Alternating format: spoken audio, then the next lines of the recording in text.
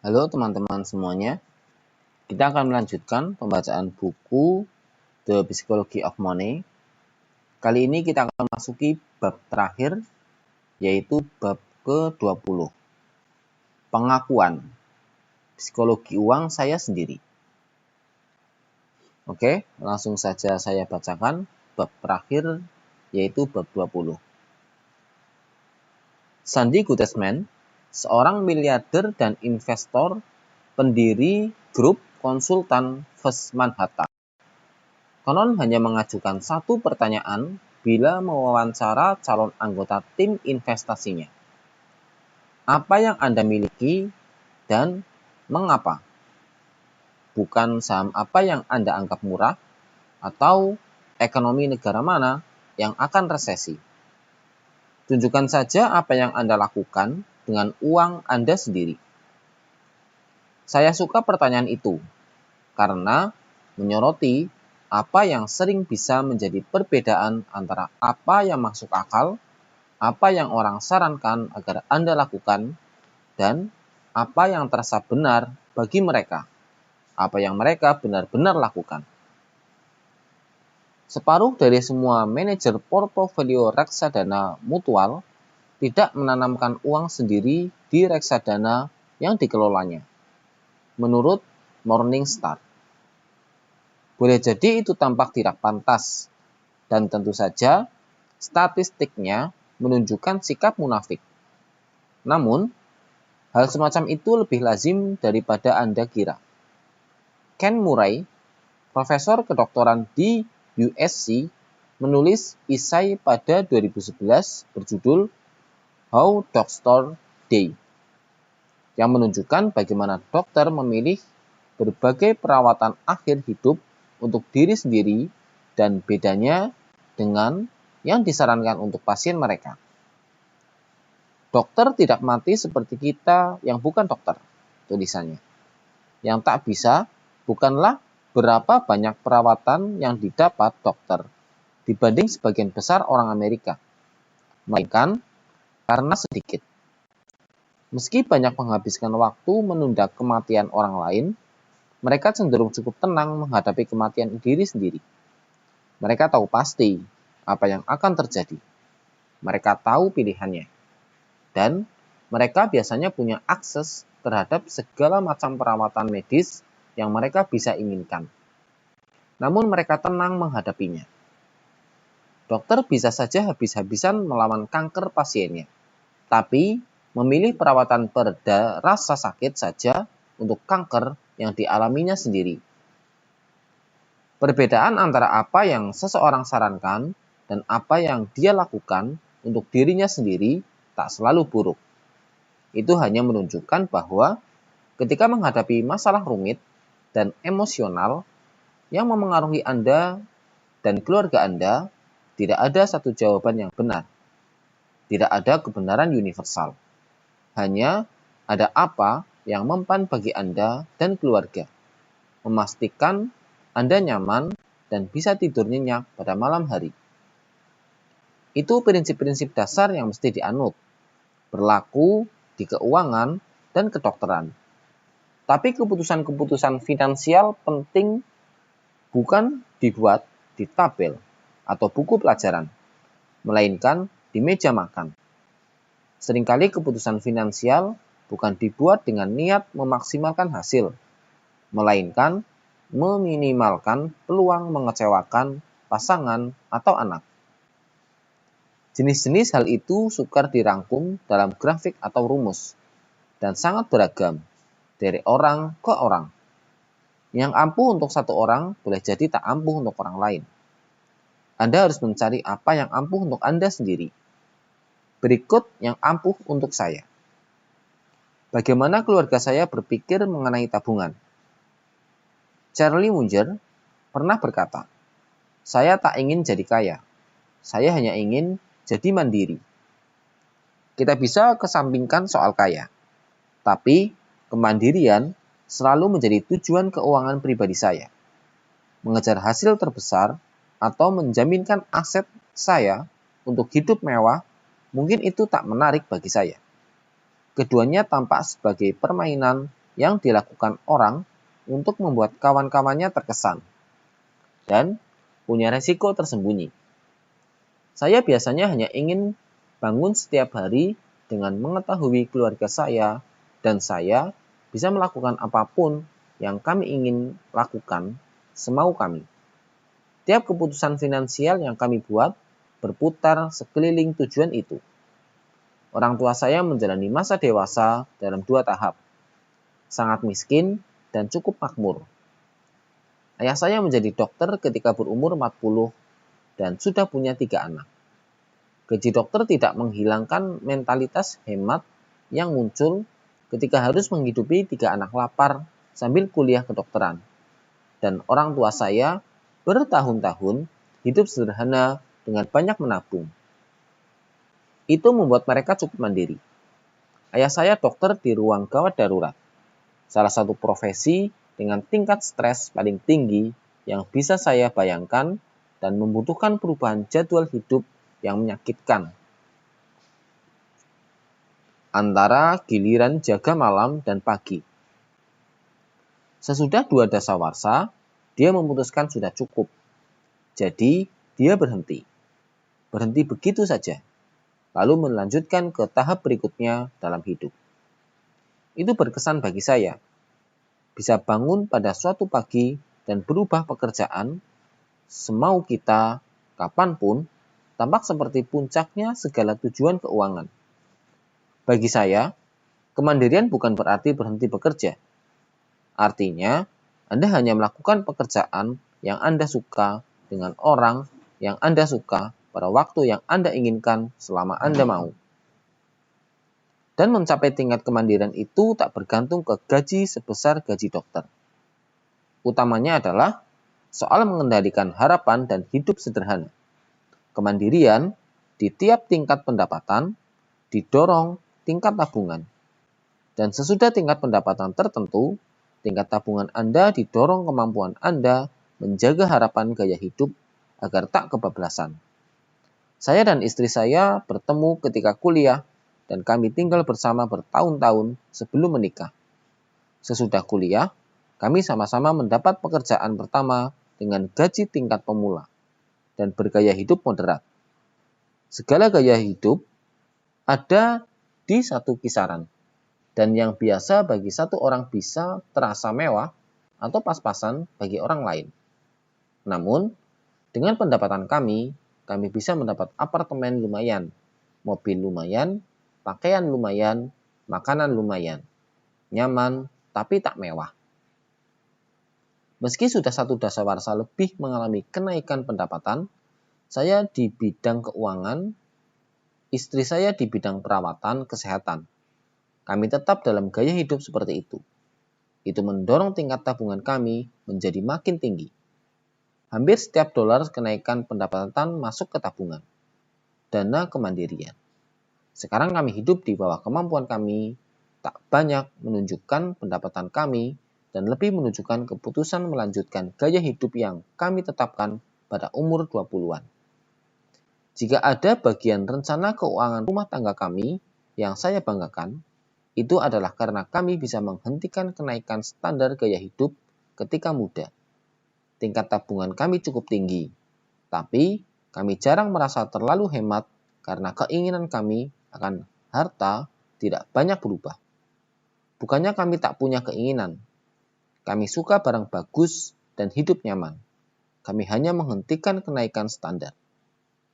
Itu tak bakal ampuh bagi semua orang dan hanya mempan untuk kami, karena kami berdua menyepakatinya.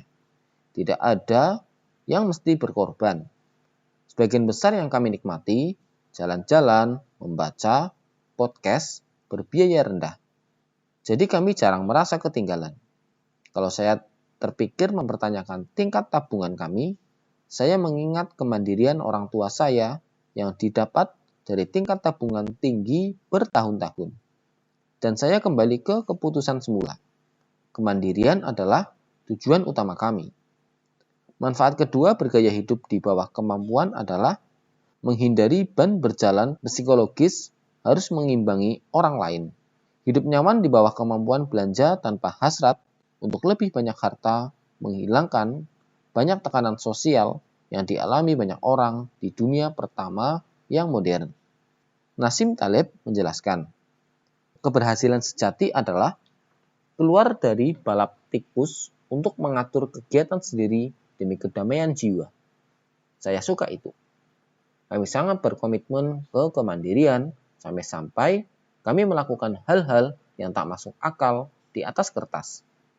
Kami memiliki rumah tanpa KPR, keputusan finansial terburuk yang pernah kami buat, tapi juga keputusan uang terbaik yang pernah kami buat. Suku bunga KPR sangat rendah ketika kami membeli rumah. Penasihat rasional bakal menyarankan memanfaatkan kredit murah dan menanamkan tabungan ekstra di aset dengan hasil lebih tinggi, seperti saham.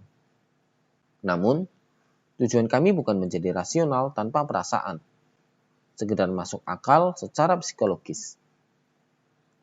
Rasa kemandirian yang saya dapat karena langsung memiliki rumah jauh melebihi keuntungan finansial yang saya tahu akan saya dapatkan kalau menjaminkan aset dengan KPR murah.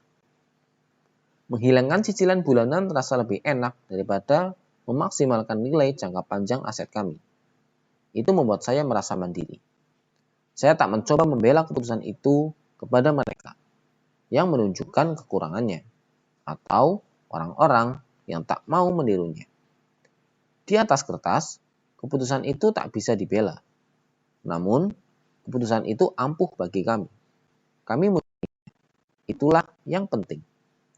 Keputusan bagus tak selalu rasional. Di satu titik, Anda harus memilih antara menjadi bahagia atau benar. Kami juga memegang aset berupa kas dengan persentase lebih tinggi daripada yang bakal disarankan sebagian besar penasehat keuangan. Sekitar 20% aset di luar nilai rumah. Itu juga hampir tak bisa dibela di atas kertas. Dan saya tak menyarankannya kepada orang lain. Itu sekedar ampuh bagi kami. Kami melakukan karena uang kas adalah oksigen bagi kemandirian. Dan lebih penting, kami tak pernah ingin terpaksa menjual saham milik kami. Kami ingin peluang menghadapi pengeluaran besar dan harus melunasinya dengan melikuidasi saham itu sekecil mungkin. Barangkali kami punya toleransi resiko lebih kecil daripada orang lain. Namun, segala yang saya sudah pelajari mengenai keuangan pribadi memberitahu saya bahwa semua orang, tanpa kecuali, akhirnya akan menghadapi pengeluaran besar tak terduga. Dan mereka tak merencanakan pengeluaran itu, justru karena tak mengharapkannya. Gelintir orang yang tahu rincian keuangan kami bertanya, kalian menabung untuk apa? Rumah, kapal pesiar, mobil baru? Tidak, bukan itu semua. Saya menabung untuk menghadapi dunia yang lebih sering memberi kejutan daripada yang kita harap. Tak terpaksa menjual saham untuk membayar suatu pengeluaran juga berarti kami menaikkan peluang saham yang kami miliki menumpuk nilai untuk periode paling panjang. Charlie Munger menjelaskannya dengan baik. Aturan pertama penumpukan adalah jangan pernah mengganggunya kalau tak perlu. Bagaimana keluarga saya berpikir mengenai investasi? Saya mengawali karir sebagai pemilik saham. Waktu itu, kami hanya memiliki saham individual. Sebagian besarnya saham perusahaan besar, seperti Berkshire Hathaway dan Procter & Gamble. Dicampur saham-saham kecil yang saya anggap investasi nilai mendalam. Pada umur 20-an, saya biasanya memegang sampai 25 saham individual. Saya tak tahu bagaimana hasil saya sebagai pemilik saham. Apa saya mengalahkan pasar? Tidak tahu. Seperti sebagian besar orang yang mencoba, saya tidak mencatat skor dengan baik. Apapun yang terjadi, saya berubah pikiran dan sekarang semua saham yang kami miliki ada dalam reksadana indeks berbiaya rendah. Saya tidak menentang memilih saham secara aktif. Entah dilakukan sendiri atau dengan mempercayakan uang ke manajer reksadana aktif. Saya pikir beberapa orang bisa mengalahkan rata-rata pasar, tapi itu sangat sukar dan lebih sukar daripada yang dipikirkan kebanyakan orang. Jika saya harus merangkum pandangan saya mengenai investasi, rangkumannya begini. Tiap investor sebaiknya memilih strategi yang berpeluang paling besar berhasil mencapai tujuannya. Dan saya pikir bagi kebanyakan investor, menanggung biaya dolar rata-rata di reksadana indeks berbiaya rendah akan memberi peluang tertinggi keberhasilan jangka panjang. Bukan berarti investasi indeks akan selalu bekerja. Bukan berarti cocok untuk semua orang. Dan bukan berarti memilih saham pasti gagal. Secara umum, industri keuangan terlalu terpecah menjadi beberapa kubu. Dan mereka yang menentang investasi aktif bisa ngotot. Mengalahkan pasar seharusnya susah. Peluang keberhasilan mesti rendah. Jika tidak, semua orang bisa melakukannya. Dan jika semua orang bisa melakukannya, tak bakal ada kesempatan. Jadi, tak ada yang seharusnya kaget jika mayoritas orang yang mencoba mengalahkan pasar gagal melakukannya. Statistik menunjukkan 85% manajer aktif kapitalisasi besar tak mengalahkan S&P 500 pada dasawarsa yang berakhir pada 2019. Saya kenal orang-orang yang berpikir mencoba mengalahkan pasar itu gila, tapi mereka mendorong anak-anak mereka menggantungkan cita-cita setinggi bintang dan mencoba menjadi atlet profesional. Terserah masing-masing. Kehidupan itu soal melihat peluang. Dan kita semua berpikir mengenai peluang secara berbeda-beda. Selama bertahun-tahun saya jadi memandang bahwa kita akan berpeluang besar mencapai semua tujuan finansial keluarga kami jika kami terus-menerus menginvestasikan uang di indeks berbiaya rendah selama puluhan tahun tanpa henti. Lalu membiarkan uangnya agar menumpuk. Banyak bagian pandangan itu berasal dari gaya hidup sederhana kami. Jika Anda bisa mencapai semua tujuan tanpa harus menanggung resiko tambahan yang berasal dari mencoba mengalahkan pasar, maka apa gunanya mencoba? Saya tak masalah kalau tidak menjadi investor terbesar di dunia. Tapi saya tak bisa menjadi investor yang buruk. Bila saya memikirkannya seperti begitu, pilihan membeli reksadana indeks lalu bertahan dengan itu sudah jelas bagi kami. Saya tahu tidak semua orang akan setuju dengan logika demikian. Terutama kawan-kawan saya yang pekerjaannya adalah perusahaan mengalahkan pasar. Saya menghormati apa yang mereka lakukan. Namun, inilah yang ampuh bagi kami. Kami menginvestasikan uang dari tiap kali gajian ke reksadana indeks, kombinasi saham Amerika Serikat dan internasional. Tidak ada saran yang ditetapkan. Jumlahnya adalah yang tersisa sesudah kami berbelanja. Kami isi banyak-banyak rekening dana pensiun dengan reksadana yang sama. Juga mengisi tabungan biaya kuliah anak-anak kami. Itu saja. Praktis seluruh harta kami adalah rumah, rekening bank biasa, dan reksadana indeks Vanguard. Tidak harus lebih rumit lagi bagi kami. Saya suka yang sederhana. Satu kepercayaan yang saya pegang erat dalam investasi adalah bahwa ada sedikit korelasi antara upaya investasi dan hasil investasi. Alasannya adalah karena dunia didorong ekor sebagian kecil variabel menjelaskan sebagian besar hasil. Sekeras apapun Anda mencoba berinvestasi, Anda tak akan berhasil jika melewatkan 2 atau 3 hal yang berpengaruh besar ke hasil dalam strategi. Kebalikannya juga berlaku. Strategi investasi sederhana bisa berjalan lancar asalkan mengandung segelintir hal yang penting bagi keberhasilan strategi itu. Strategi investasi saya tak mengandalkan pemilihan sektor yang tepat atau menunggu resesi berikutnya. Yang diandalkan adalah tingkat tabungan tinggi, kesabaran, dan optimisme bahwa ekonomi global akan menciptakan nilai dalam beberapa dasawarsa ke depan. Saya melakukan hampir semua upaya investasi saya dengan memikirkan ketiga hal itu, terutama 2 yang pertama, yang bisa dikendalikan. Saya sudah pernah mengubah strategi investasi pada masa lalu. Jadi, tentu ada kemungkinan saya akan mengubahnya lagi pada masa depan. Tak peduli bagaimana kita menabung atau berinvestasi, saya yakin kita akan selalu punya tujuan kemandirian. Dan kita akan selalu melakukan apapun yang membuat kita bisa tidur pada malam hari. Kita pikir itulah tujuan tertinggi, menguasai psikologi uang. Namun, terserah masing-masing orang. Tak ada yang gila. Demikian pembacaan bab ke-20 buku The Psychology of Money. Selanjutnya, kita akan masuk ke bab tambahan sejarah singkat mengapa konsumen Amerika Serikat berpikir sebagaimana mereka berpikir. Yang tentu akan saya bacakan di video berikutnya. Terima kasih teman-teman yang sudah dukung channel ini, yang sudah like, subscribe, dan komen, serta share di media sosial teman-teman semuanya.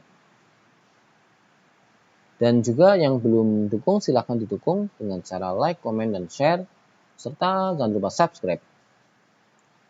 Oke, demikian dan terima kasih.